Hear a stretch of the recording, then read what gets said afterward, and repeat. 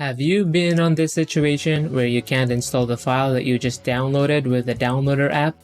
Instead, you get this error message, "No app found to handle this file"? Well, worry no more, here's my easy fix. First, let's go back home, go to Find, then Search, and search for ES File Explorer, and download this app.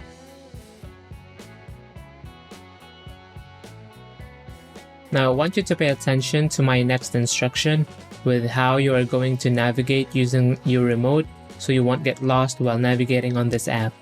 First, move down and press OK on your remote to agree. Choose Allow if it asks you. Press back on your remote if this offer shows up. Then hover on Internal Storage and hit OK. Press right on your remote, move down and open Downloader folder. And look for the file you downloaded. In my case, it's very easy to identify since it's the only app available. After you identify the app, hover on it, then hold down the select button on your remote until it shows more options. Press right on your remote until it hovers here.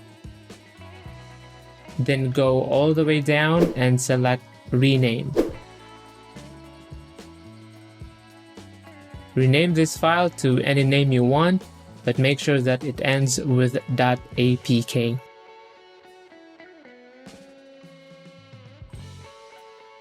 Then hit Next. Once it is successfully renamed, press Home on your remote.